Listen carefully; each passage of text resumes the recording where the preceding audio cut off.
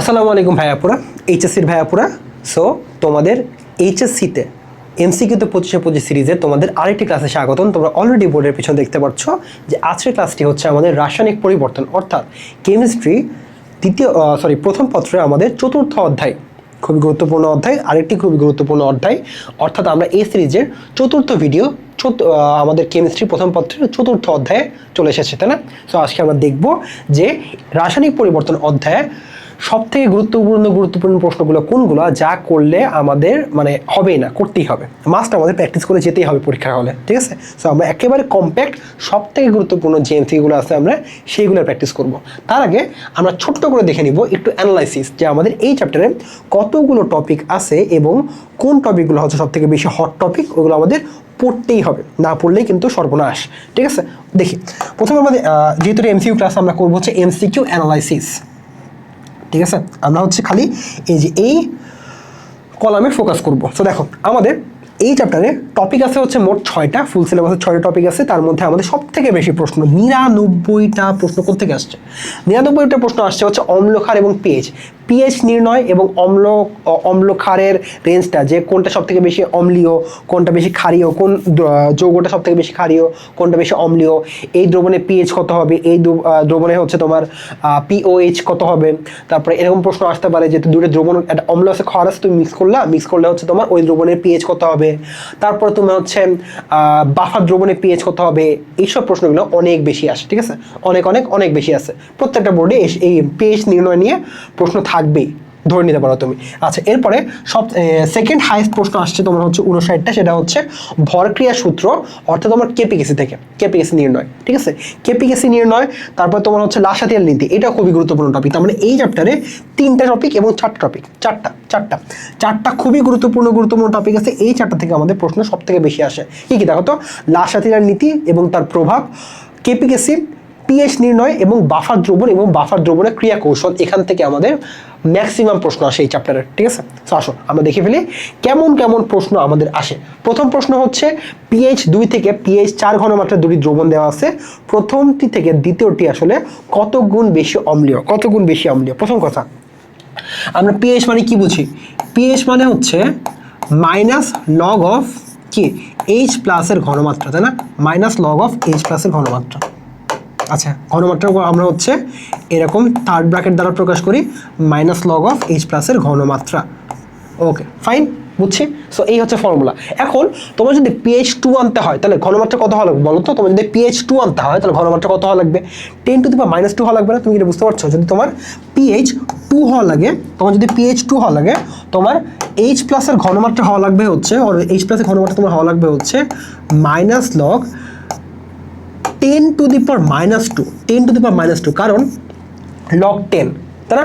তোমার বেস 10 আছে, লগ 10 করলে কি হয়ে যাবে? লগ নিচেও 10 উপরেও 10 করলে তোমার হচ্ছে 1 চলে আসবে, আর মাইনাস তোমার সামনে চলে আসবে, মাইনাস প্লাস হয়ে যাবে। তার মানে তোমার কি আসবে? এটার উত্তর আসবে হচ্ছে তোমার 2। তার মানে তোমার কি হবে? এইচ প্লাসের ঘনমাত্রা তোমার হবে কত? এইচ প্লাসের ঘনমাত্রা তোমার হবে হচ্ছে 10⁻², ঠিক আছে? তোমার এইচ প্লাসের ঘনমাত্রা হবে হচ্ছে 10⁻²। এক সেকেন্ড, এই যে 10⁻²। এখন যদি 4 হয়ে যায় তাহলে কি হবে বলো তো? এখন যদি তোমার হচ্ছে পিএইচ 4 হয়ে যায়, তখন 4 হয়ে গেলে তোমার এইচ প্লাসের ঘনমাত্রা কি হবে? তোমার এইচ প্লাসের ঘনমাত্রা হবে হচ্ছে 10⁻4 হওয়া লাগবে, তাই না? 10⁻4 হলে কি হবে? তোমার পিএইচ আসবে হচ্ছে 4, তাই না? তোমার পিএইচ আসবে হচ্ছে 4। সো দেখো, তোমার 2 হলে তোমার এইচ প্লাসের ঘনমাত্রা ছিল হচ্ছে 10⁻², আর 4 হলে তোমার এইচ প্লাসের ঘনমাত্রা হবে হচ্ছে 10⁻4, তাই না? তার মানে এটার তুলনায় এটা কত গুণ বেশি অম্লীয়? এটা আমাদের প্রশ্নে বলছে যে এটার তুলনায় এটা কত গুণ বেশি অম্লীয়। তাহলে কি করবো? আমরা ভাগ করে দিব। আসো আমরা ঘনমাত্রা কি করে দিই? ভাগ করে দিই। তাহলে পেয়ে যাবো যে কত গুণ বেশি অম্লীয়। পেতে হলে আমরা কি করবো? আমরা হচ্ছে 10⁻2কে 10⁻4 দ্বারা ভাগ করে দেবো। 10⁻2কে আমরা 10⁻4 দ্বারা ভাগ করে দেবো। কত আসে? 10⁻2 আসে না? 10⁻2 মানে কি? 10⁻2 মানে হচ্ছে 100 গুণ বেশি, বুঝছো? তার মানে কি হবে? এরা হচ্ছে মানে আমার হচ্ছে পিএইচ 2 পিএইচ 4 এর তুলনায় কি হবে? আমার 10⁻2 গুণ বেশি অম্লীয় হবে। আচ্ছা, আর এটা শর্টকাটও আছে, এটা আমরা কি করতে পারি? শর্টকাটে সলভ করতে পারি খুব ইজিলি। দেখো, যখনই তুমি দেখবা যে দুটো পিএইচ দেওয়া আছে, তোমাকে বলছে যে এটা থেকে এটা কত গুণ বেশি অম্লীয়, তুমি কি করে দিবা? তুমি করবা হচ্ছে শর্টকাট,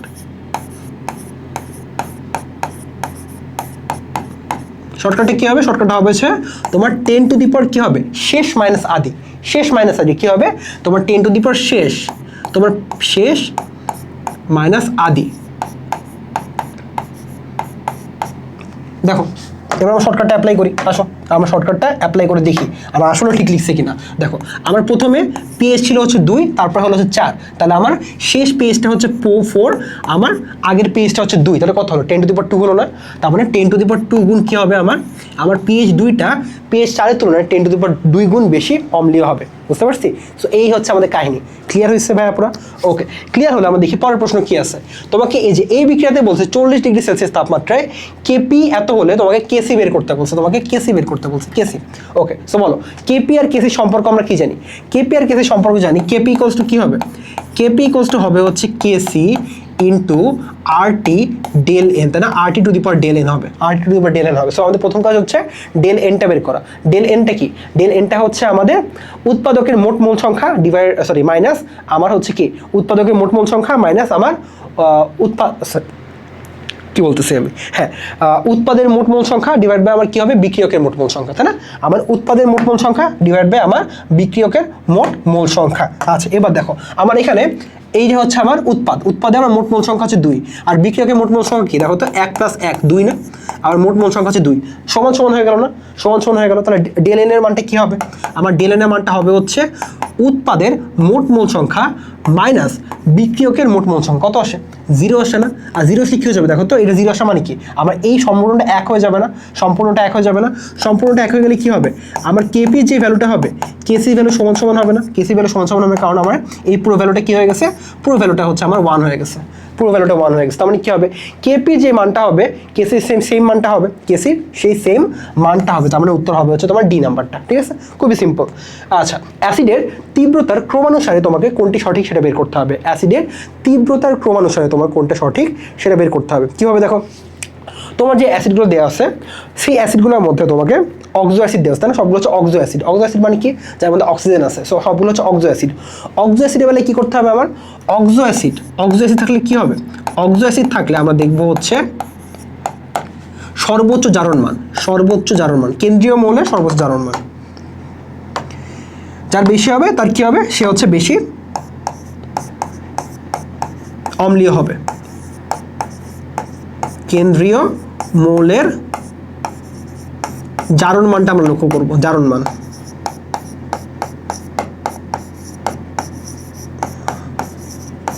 ওকে, সো দেখি HClO4, দেখো আমার কেন্দ্রীয় মৌলটা হচ্ছে ক্লোরিন। কি হবে দেখি তো আমার জারণ মানটা বের করি তো।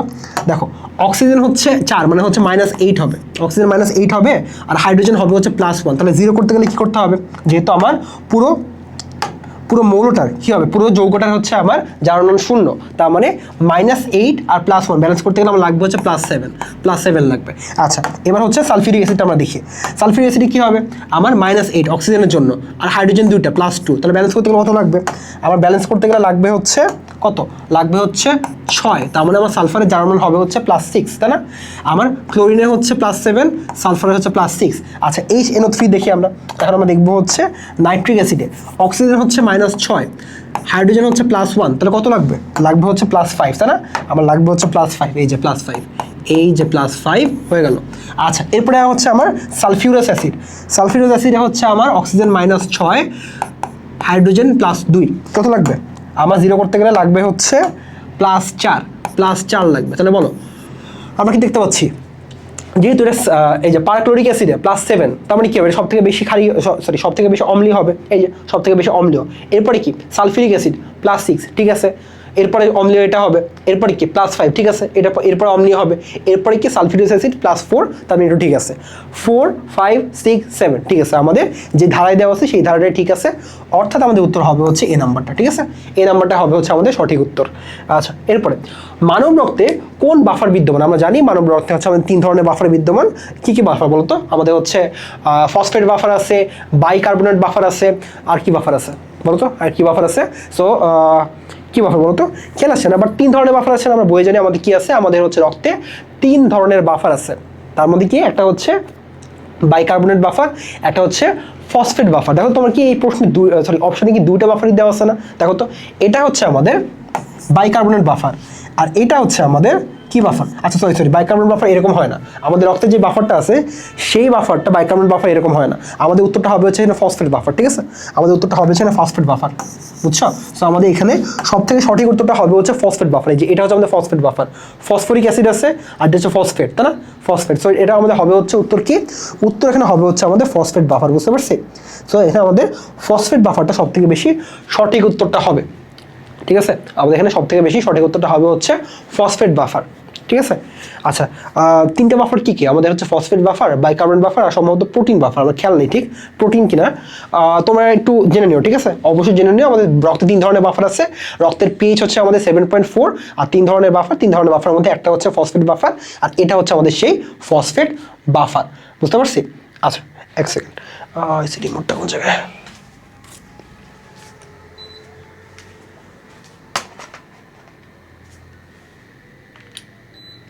ঠিক আছে।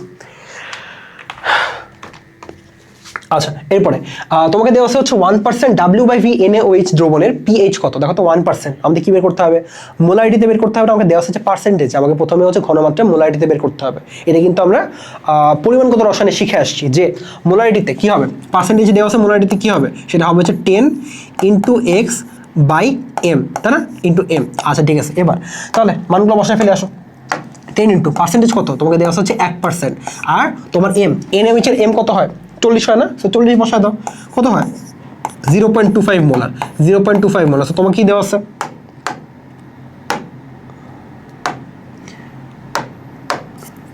তোমাকে দেওয়া আছে হচ্ছে 0.25 মোলার NaOH এ তোমাকে pH-টা বের করতে বলছে। সো দেখো NaOH-টা হচ্ছে আমাদের ক্ষারীয় দ্রবণ, তাই না? ক্ষার এটা একটা। সো আচ্ছা এক সেকেন্ড, হ্যাঁ, সো NaOH-টা হচ্ছে আমাদের ক্ষার। সো ক্ষারের ক্ষেত্রে আমরা কি বের করতে পারি? POH বের করতে পারি। এরপর আমরা কি করবো? 14 থেকে হচ্ছে আমরা POH বিয়োগ করবো, pH-টা পেয়ে যাবো, ঠিক আছে? সো বলো আমরা যদি তাহলে হচ্ছে 0.25 পাইছি তো ঘনমাত্রা, তাহলে কি হচ্ছে আমার POH-টা প্রথমে আমরা বের করবো। POH তাহলে POH কি আসবে?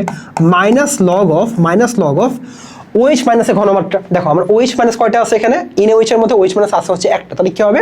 OH মাইনাসের ঘনমাত্রা তোমার 0.25 বসাই দিলাম, 0.25 বসাই দিলাম। বসালে দেখি আমার উত্তরটা কি আসবে। আচ্ছা আমার ক্যালকুলেটর কোথায় গেল? এক সেকেন্ড, আমি ক্যালকুলেটর নিয়ে আসি একটু। ওকে, সো আমি যদি মাইনাস লগ 0.25 করি, মাইনাস লগ বেস 10 0.25 করলে আমি পাবো হচ্ছে 0.60। সো এই হচ্ছে আমার POH এর মান। তাহলে pH এর মান কি হবে? আসলে আমরা pH এর মান বের করি। তাহলে আমাদের therefore pH এর মানটা হবে হচ্ছে 14 বিয়োগ P of OH। তাহলে কি হবে? 14 মাইনাস 0.6 করলে কি হয়? 13.4। তাহলে উত্তর হবে হচ্ছে, তাহলে pH কত আসবে? তাহলে আমার NaOH এর pH আসবে হচ্ছে 13.4, মানে হচ্ছে আমার উত্তর A নাম্বারটা হবে, ঠিক আছে? উত্তর হবে হচ্ছে A নাম্বারটা। এরপর ওসওয়াল্ডের লঘুকরণ সূত্র অনুসারে বিয়োজন মাত্রার ক্ষেত্রে কোনটি সঠিক? বিয়োজন মাত্রার ক্ষেত্রে কোনটি সঠিক? আমরা কিন্তু জানি ওসওয়াল্ডের লঘুকরণ সূত্র শুধুমাত্র আমাদের দুর্বল অ্যাসিড এবং দুর্বল ক্ষারের ক্ষেত্রে প্রযোজ্য হয়। আর আমাদের সূত্রটা কি? সূত্র হচ্ছে দেখো তো, আমার যে বিয়োজন মাত্রা কি হবে? বিয়োজন মাত্রা হচ্ছে আমার ঘনমাত্রার বর্গমূলের ব্যস্তানুপাতিক হবে। তাহলে আমার কি হবে? আমার উত্তরটা হবে হচ্ছে A নাম্বারটা। এটাই হচ্ছে আমার ওসওয়াল্ডের লঘুকরণ সূত্র, তাই না? বলো ঠিক বলছি? এটাই হবে হচ্ছে আমার ওসওয়াল্ডের লঘুকরণ সূত্র, ঠিক আছে না? ঠিক আছে। আচ্ছা এরপরে কোন জোড়া দ্রবণ থেকে ক্ষারীয় বাফার দ্রবণ তৈরি করা যাবে? ক্ষারীয় বাফার দ্রবণ তৈরি করা যাবে। সো আমরা যদি ক্ষারীয় বাফার দ্রবণ তৈরি করতে চাই, আমাদের কি লাগবে? আমার লাগবে হচ্ছে দুর্বল ক্ষার এবং তার লবণ। দুর্বল ক্ষার এবং তার লবণ। সো আমি যদি দুর্বল ক্ষার এবং তার লবণ তৈরি করতে চাই, আমার কি লাগবে? দেখো তো, আমার লাগবে হচ্ছে ক্ষার বেশি পরিমাণে লাগবে এবং আমার লাগবে হচ্ছে সবল অ্যাসিড কম পরিমাণে।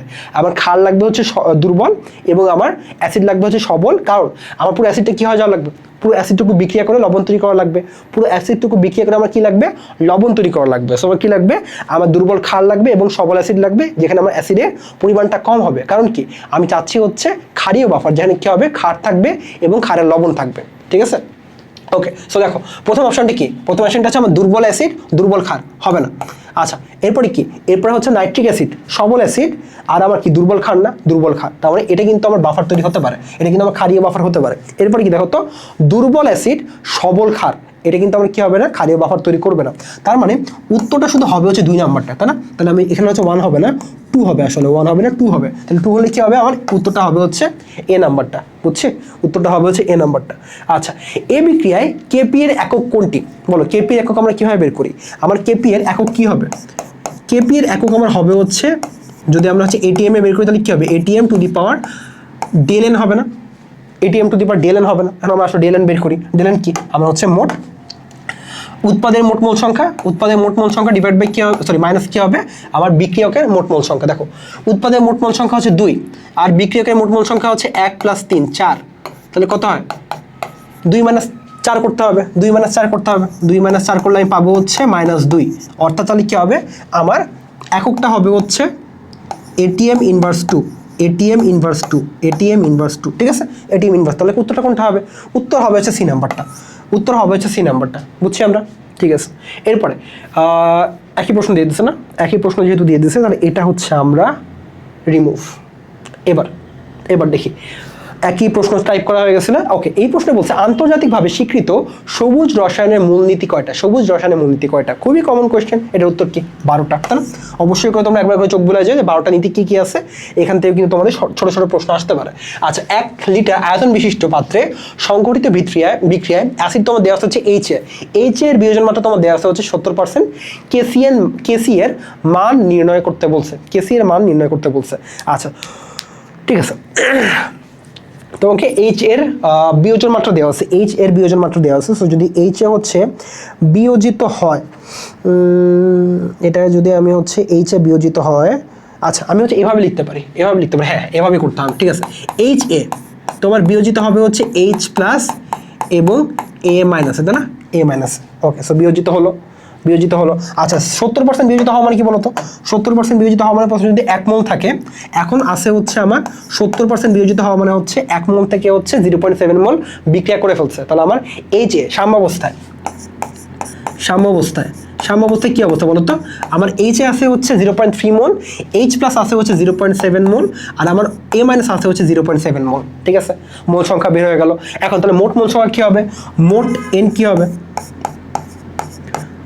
আচ্ছা মোট এনটা হচ্ছে আমি সাইডে লিখি, মোট মোল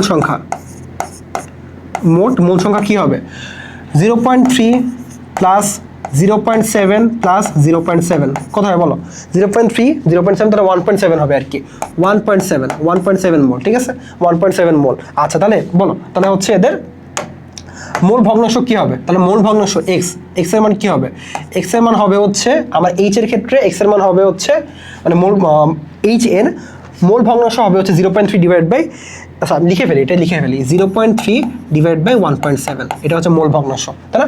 আচ্ছা মোল ভগ্নাংশ তো আমার প্রয়োজন নেই, আছে কি না, মোল ভগ্নাংশ তো লাগবে না, কারণ আমার কেসি বের করতে বলছে, আমার তো কেপি বের করতে বলে নেই, আমার মোট মোল সংখ্যা লাগবে না, তাই না, মোট মোল সংখ্যা লাগবে না। তাহলে কী করবো, তাহলে এবার বলো কেসি সমান কী হবে, কেসি সমান হবে হচ্ছে আমার প্রথমে উপরে থাকবে হচ্ছে উৎপাদের কি থাকবে, উৎপাদের হচ্ছে আমার ঘনমাত্রা, তাই না, এইচ প্লাসের ঘনমাত্রা ইন্টু এ মাইনাসের ঘনমাত্রা, আর তোমার নিচে হবে হচ্ছে এইচ এর ঘনমাত্রা, এই হবে হচ্ছে আমার কেসির মান। আচ্ছা এবার এইচ প্লাসের ঘনমাত্রা কি হবে, মোল সংখ্যা 0.7 আর তোমার 1 লিটার আয়তন বেশি, তাহলে কি হবে 0.7/1, এই হচ্ছে তোমার এইচ প্লাসের ঘনমাত্রা। আচ্ছা এবার এ মাইনাসের ঘনমাত্রা কি হবে, সেম হবে 0.7/1 হবে, আর নিচে কি হবে এইচ এর ঘনমাত্রা, এইচ এর ঘনমাত্রাটা কি হবে, সেটা তোমার হবে হচ্ছে 0.3/1। আচ্ছা করলে কত হয়, তোমার করলে আসবে হচ্ছে 0.7 ইন্টু 0.7, 0.7 ইন্টু 0.7, নিচে তোমার আসবে হচ্ছে 0.3, করলে তোমার আসবে হচ্ছে 1.633, তার মানে তোমার উত্তর হবে হচ্ছে এই যে এইটা, তোমার এ নাম্বারটা হবে হচ্ছে উত্তর, ঠিক আছে, তোমার উত্তর হবে হচ্ছে 1.63, ঠিক আছে, তোমার এ নাম্বারটা হবে হচ্ছে উত্তর, ওকে। এরপরে তোমাকে বলা আছে হচ্ছে 100 ml 0.5 মোলার তোমাকে একটা দুর্বল অ্যাসিড দেওয়া আছে, দ্রবণে কত গ্রাম তোমার ওই অ্যাসিডের লবণ যোগ করলে মিশ্রণে পিএইচ হবে হচ্ছে 5। সো এখানে হচ্ছে আমরা হেন্ডারসন হেসেলবার্গ সমীকরণটা ইউজ করতে হবে, সেটা কি আমরা জানি, পিএইচ ইকুয়ালস টু কি হয়, পিকেএ প্লাস কি প্লাস লগ কি, লগ হচ্ছে আমার উপরে থাকবে হচ্ছে লবণের মোল সংখ্যা, আর নিচে থাকবে হচ্ছে অ্যাসিডের মোল সংখ্যা, ঠিক আছে।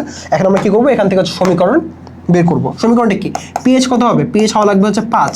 আচ্ছা আর কে এর মান কি দেওয়া আছে 1.33, তার মানে minus log 1.33 into 10 to the power -4, আচ্ছা প্লাস লগ লগ আমার লাগবে হচ্ছে উপরে লবণের ঘনমাত্রা লাগবে, লবণে হচ্ছে মোল সংখ্যা লাগবে। আমাকে বলছে কত গ্রাম লবণ। আচ্ছা, সো কত গ্রাম লবণ মানে কি, আমরা মোল সংখ্যা আমরা জানি হচ্ছে W/M। সো আমাকে W অফ সল্টটা বের করতে হবে, আর নিচে কি হবে, এম বসবে না, এম। আমাকে সল্টের এমটা কি হবে, সল্টের আণবিক ভরটা কি হবে, একটা হাইড্রোজেন, কার্বনও একটা, তারপরে অক্সিজেন 2টা, 16 × 2 প্লাস হচ্ছে সোডিয়াম একটা, 23 করলে আমি পাবো হচ্ছে 70। তার মানে নিচে হবে হচ্ছে 70। আচ্ছা, আর এই নিচে বসবে হচ্ছে আমার কি, বসবে হচ্ছে আমার অ্যাসিডের মোল সংখ্যা। আর আমরা জানি হচ্ছে N ইকুয়ালস টু কি, S ইন্টু ভি না, S ইন্টু ভি। দেখো আমার হচ্ছে S দেওয়া আছে হচ্ছে 0.5,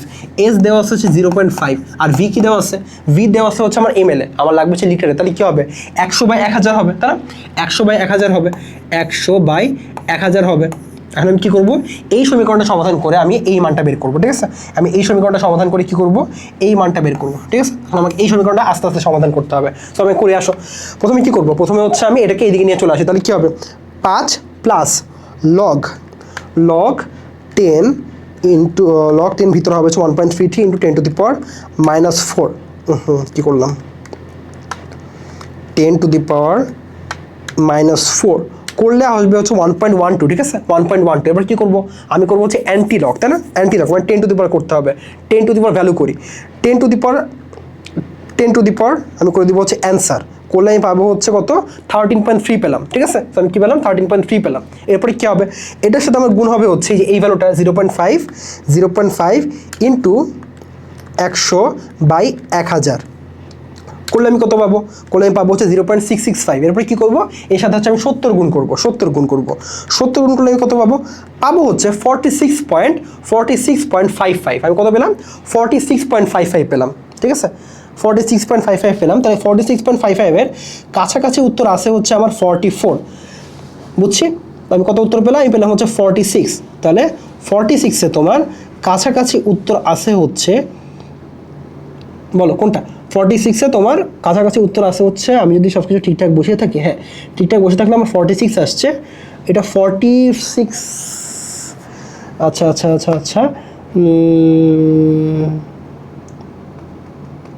ওকে, ঠিক আছে, আমার উত্তর আসছে হচ্ছে 46.55, বুঝছো। আমার কি আসছে, আমার ডাব্লিউ সল্টের মানটা আমি চেক করে নিলাম যে আসলে সব কিছু ঠিকঠাক বুঝিয়েছি কিনা, অথবা কোয়েশ্চেনটা ঠিক আছে কিনা, বুঝছো। সো আমার কত আসলো, 46.55 আসলো, তোমরা চেক করে নিতে পারো, ঠিক আছে। এই মানটা হচ্ছে কাছাকাছি মানটা আসছে, ঠিক আছে। তোমাদের মানটা একটু আলাদাও আসতে পারে, বাট সেটা হচ্ছে তোমার 44 থেকে তোমার মোটামুটি 44 থেকে 46-এর মাঝখানে আসবে, বুঝছো। তোমার অ্যান্সারটা 44 থেকে 46-এর মাঝখানে আসবে। মূল কথা হচ্ছে আমরা কী করবো জানো, এই সমীকরণটা সমাধান করবো। তুমি যেইভাবে সমাধান করতে পারো না কেন, ঠিক আছে। তুমি প্রথমে এই দিকটা এদিকে নিয়ে চলে আসো, তারপর অ্যান্টি লক করো, লকটা সরাই দাও, মানে 10⁻⁴ করো আর কি, 10⁻⁴ করলে লক সরে যাবে। লক সরে যাওয়ার পর কী করবো, তুমি যে ডাব্লিউ সল্টের মানটা বের করবা, যে তোমার কী পরিমাণ লবণ দরকার ছিল, ঠিক আছে। মানটা তোমার হচ্ছে আমার অ্যারাউন্ড আসছে হচ্ছে 46.55। ওকে, সো 46.55-এর কাছাকাছি উত্তর কি আছে, কাছাকাছি উত্তর তোমার আছে হচ্ছে 44.81। তার মানে উত্তর হবে হচ্ছে এই নাম্বারটা, বুঝছি। উত্তর হবে হচ্ছে এই নাম্বারটা। যশোর বোর্ড তো, আমি নিজে যশোর বোর্ডে, বুঝছো। তো যশোর বোর্ড বেশি একটু প্যাচায় কোশ্চেন করে। আর প্যাচায় কোশ্চেন করলেও তোমাদেরকে দেখাই দিলাম, প্যাচায় কোশ্চেন করলে সব থেকে প্যাচে আসলে এরকমই প্রশ্ন করতে পারে, এর থেকে বেশি প্যাচানো আসলে উপায় নাই, বুঝছো। এর থেকে বেশি প্যাচানো আসলে উপায় নাই তোমাদের এইচএসসিতে। আচ্ছা, 5 মিনিটে এই চলে আসলে হচ্ছে আমাদের কি, এটা হচ্ছে আমাদের বিক্রিয়ার হার রিলেটেড প্রশ্ন। তো তোমাদের বিক্রিয়ার হারের কনসেপ্টটা ক্লিয়ার আছে, বিক্রিয়ার হারের কনসেপ্ট ক্লিয়ার আছে তোমাদের। বিক্রিয়ার হারের কনসেপ্টটা হচ্ছে, তোমার যদি দুইটা উৎপাদক থাকে A প্লাস B, সেটা যদি ভেঙে তোমার হচ্ছে, তোমার যদি দুইটা বিক্রিয়ক থাকে, সেটা ভেঙে তোমার হচ্ছে উৎপাদ উৎপন্ন হলো। তোমার হচ্ছে AB বিক্রিয়ক ছিল, সেটা ভেঙে তোমার হচ্ছে CD উৎপাদ তৈরি হলো। তখন তোমার বিক্রিয়ার হারটা কি হয় জানো, বিক্রিয়ার হার আর rate of reaction equals to কি হবে, এটা হবে হচ্ছে বিক্রিয়কের ক্ষেত্রে আমরা দেখবো হচ্ছে মাইনাস, কারণ কি বিক্রিয়কের পরিমাণটা আস্তে আস্তে কমে যায়, তাই না। বিক্রিয়কের পরিমাণটা আস্তে আস্তে কমে যায়। বিক্রিয়ার হার মানে হচ্ছে প্রতি সেকেন্ডে কি পরিমাণ ঘনমাত্রা কমে যাচ্ছে অথবা বেড়ে যাচ্ছে। ঘনমাত্রা প্রতি সেকেন্ডে ঘনমাত্রা পরিবর্তনকে আমরা বলি হচ্ছে বিক্রিয়ার হার। সো আমরা বিক্রিয়কের ক্ষেত্রে কি করি, বিক্রিয়কের ক্ষেত্রে হচ্ছে আমরা মাইনাস দিই, কারণ কি হয়ে যাচ্ছে, আমার বিক্রিয়কের ক্ষেত্রে ঘনমাত্রা কমে যাচ্ছে, এই কারণে আমরা মাইনাস দিই, বুঝছো। এই কারণে আমরা মাইনাস দিয়ে হিসাবটা করি। ওকে, সো আমি উপরে বসাবো হচ্ছে কি, উপরে বসাবো হচ্ছে আমি এর ঘনমাত্রা। আমি উপরে বসাবো হচ্ছে এর ঘনমাত্রা আর তোমার নিচে বসাবো হচ্ছে সময়, ঠিক আছে? আমি নিচে বসাবো হচ্ছে সময়, নিচে বসাবো হচ্ছে সময়। আচ্ছা, এরপরে কি হবে? এরপরে হবে হচ্ছে যদি বি এর ক্ষেত্রে কল্পনা করি তাহলে কি হবে? উপরে বসবে হচ্ছে মাইনাস, উপরে বসবে হচ্ছে আমার বি এর ঘনমাত্রা, নিচে বসবে হচ্ছে সময়। কত সময় হচ্ছে আমার ঘনমাত্রাটা কমে গেল। আচ্ছা, এবার সি আর ডি এর ক্ষেত্রে কি হবে? সি এর ক্ষেত্রে হবে হচ্ছে প্লাস, প্লাস উপরে হবে হচ্ছে সি এর ঘনমাত্রা আর নিচে হবে হচ্ছে সময়। আচ্ছা, আরেকটা বিষয় হচ্ছে তোমাদের এমন থাকে, এমন যদি থাকে যে মনে করো তোমার হচ্ছে কি দেওয়া আছে, তোমাকে হচ্ছে এখানে সহগ দেওয়া আছে 2a প্লাস 3b ছিল মনে করো, তারপরে তোমার হচ্ছে কি হয়ে গেলো 4c প্লাস d হলো মনে করো, ঠিক আছে?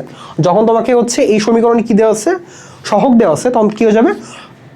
সহগটা ভাগ হয়ে যাবে। সহগটা কি হয়ে যাবে? ভাগ হয়ে যাবে। কারণটা কি? কারণ হচ্ছে আমরা সবসময় বিক্রিয়ার হার 1 মোলের জন্য হিসাব করি। আমরা কি করি? 1 মোলের জন্য হিসাব করি। এই কারণে কি হয়ে যায়? এই কারণে হচ্ছে আমার কি হবে?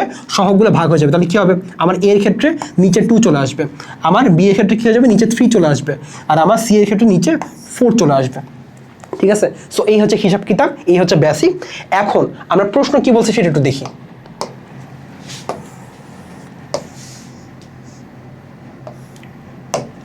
আচ্ছা, এবার আমাকে প্রশ্নে বলছে যে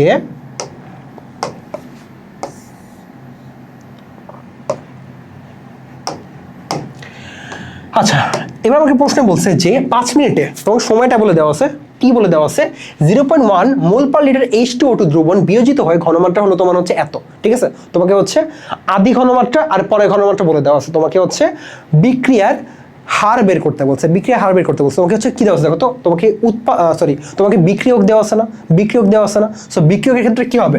বিক্রিয়কের ক্ষেত্রে আমার বিক্রিয়া হারটা হবে হচ্ছে মাইনাস, মাইনাস দিয়ে শুরু করতে হবে। মাইনাস কি হবে? মাইনাস হবে হচ্ছে আমার পরিবর্তন দেওয়া হয় না, পরিবর্তন দেওয়া হয় না, ডি অফ বি। দেখো ডি মানে কি? ডি মানে হচ্ছে ছোট পরিবর্তন, ডি মানে হচ্ছে ছোট পরিবর্তন। আমরা ডেল দিতে পারো, তোমরা চাইলে ডেল দিতে পারো, ডেল দিতে পারো, ডেল। এখানে আমরা ডেল দিব, del of A, del of B, del of C. Del মানে হচ্ছে পরিবর্তন, তাই না? পরিবর্তন, ঘনমাত্রা পরিবর্তন, ঠিক আছে? ঘনমাত্রা পরিবর্তন প্রতি একক সময় আর কি। আচ্ছা, ঠিক আছে। তাহলে এবার কি হবে? আমি দেখবো হচ্ছে ঘনমাত্রা পরিবর্তন। সো যেহেতু আমার কি দেওয়া আছে, বিক্রিয়ক দেওয়া আছে, তাহলে আমি সামনে দিব হচ্ছে মাইনাস, মাইনাস শেষ মাইনাস আদি। ঘনমাত্রা পরিবর্তন কি হবে? শেষ মাইনাস আদি। শেষ কি? শেষ হচ্ছে 0.08 আর আদি ছিল হচ্ছে 0.1। সো আমি দিব হচ্ছে 0.08 মাইনাস 1, আর নিচে সময় কি দিব? নিচে সময় দিব হচ্ছে দেখো তো পার সেকেন্ডে দেওয়া আছে না, সবগুলো তোমার দেওয়া হচ্ছে পার সেকেন্ডে। তাহলে কি আমি হচ্ছে 5 মিনিটকে নিয়ে যাবো হচ্ছে সেকেন্ডে, তাহলে হবে হচ্ছে 5 × 60। এখন আমি কি করবো? এই যে এই মানটা হিসাব করে দেখবো কত আসে, এই মানটা হিসাব করে দেখবো কত আসে। 0.08 মাইনাস 1 ডিভাইডেড বাই 5 × 60 করলে আমি পাবো হচ্ছে 3.06 × 10⁻³ 3.06 × 10⁻³। সো বলো কাছাকাছি উত্তরটা কোনটা আছে? কি হলো? আমাদের তো সব কিছু ঠিকঠাক আছে, তাহলে তো 3.06 × 10⁻³ আসার কথা। তাহলে আমাদের অ্যান্সারটা মিললো না কেন? তাহলে কি আমাদের ভুল দেওয়া আছে? আমি আরেকবার করে দেখি তো, কোয়েশ্চেন কি ঠিক তোলা আছে? কোয়েশ্চেন কি ঠিক তোলা আছে? 0.1, হ্যাঁ ঠিকই তো আছে। আচ্ছা, 0.08 মাইনাস 1 ডিভাইড বাই 5 × 60 করলে কত হয়? 3.06, 0.08, ঠিকই তো আছে সব কিছু। তাহলে আমার উত্তরটা আসবে হচ্ছে 3 × 10⁻³ বুঝছো? এটাই হবে হচ্ছে আমার বিক্রিয়ার হার, মোল পার লিটার পার সেকেন্ড। 3 × 10⁻³। উত্তরটা দেওয়া নেই আসলে, ঠিক আছে? সো এখানে আমার উত্তরটা দেওয়া নেই, আমার মেইন উত্তরটা হবে হচ্ছে এইটা। ওকে, তোমার উত্তরটা আসলে দেওয়া নেই। 6.66 × 10⁻5 কি হতে পারে? না, এটা তো হওয়ার কোনো সুযোগ নাই, কারণ আমি তো সব কিছু ঠিকঠাকই বসিয়েছি।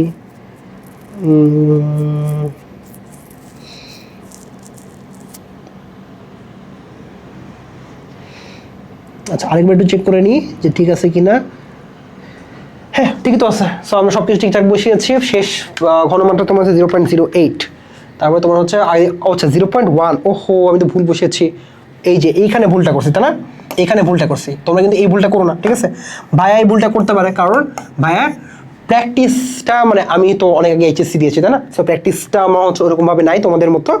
ওকে, সো আরেকবার করি, আসো।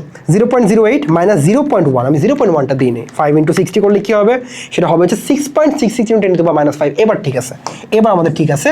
তাহলে অ্যান্সারটা হবে হচ্ছে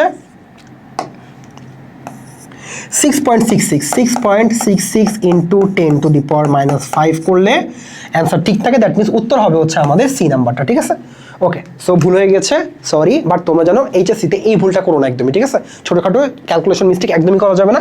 তোমরা যত বেশি প্র্যাকটিস করবে তোমাদের ছোটোখাটো ক্যালকুলেশন মিস্টেক তত বেশি কমে আসবে। আচ্ছা ঠিক আছে, এই প্রশ্নে বলছে হচ্ছে দেখো তোমার কী দেওয়া আছে, 4.25 মোল H2 এর সাথে 4.75 মোল I2কে উত্তপ্ত করে সাম্যাবস্থায় মিশ্রণে H2 এবং I2 এবং HI পাওয়া গেল এত এত এবং তোমাকে কেসির মানটা বের করতে বলছে, তোমাকে সবগুলো মোল সংখ্যা দিয়ে আছে, তোমাকে কেসির মানটা বের করতে বলছে, ইজি অ্যাজ দ্যাট। আসো আমরা বের করি। সো তোমার হচ্ছে সমীকরণটা কি, H2 প্লাস I2 বিকে আমরা কি উৎপন্ন করলো তোমার হচ্ছে 2HI উৎপন্ন করলো, তাই না? 2HI উৎপন্ন করলো। আচ্ছা ঠিক আছে, প্রথমে তোমার হচ্ছে কি ছিল, আচ্ছা তোমার সাম্য অবস্থা নিলেই হচ্ছে আমাদের, শুধু সাম্য অবস্থা নিলেই হচ্ছে, আমাদের আদি অবস্থা নেওয়ার দরকার নেই। আমাদের সাম্য অবস্থায় কি ছিল, আমার H2 ছিল কি বলছে, আমার পাওয়া গেল হচ্ছে 0.86 পাওয়া গেল, এখানে তোমার পাওয়া গেল I2 পাওয়া গেল হচ্ছে 1.36 এবং তোমার HI পাওয়া গেল হচ্ছে 6.78 মোল, 6.78 মোল, ঠিক আছে পাওয়া গেল। আর আমাদের কেসি বের করতে হবে। তো আসো, আচ্ছা তোমাকে ভি এর ভ্যালু বলা আছে না, তোমাকে হচ্ছে আয়তন বলে দেয় নাই, আয়তন লাগবে না, সমস্যা নেই, আমাদের আয়তন প্রয়োজন হবে না। আমরা এখন বের করবো হচ্ছে কেসি। সো কেসি ইকুয়ালস টু কি হবে, কেসি ইকুয়ালস টু হবে হচ্ছে আমার কি উৎপাদের ঘনমাত্রা। দেখো HI এর ঘনমাত্রা লাগবে, বাট যেহেতু আমাদের সহগ হিসেবে কি আছে 2 আছে না, সেটা তোমার উঠে যাবে হচ্ছে পাওয়ারে, তাই না? তোমার সহগটা উঠে যাবে হচ্ছে পাওয়ারে।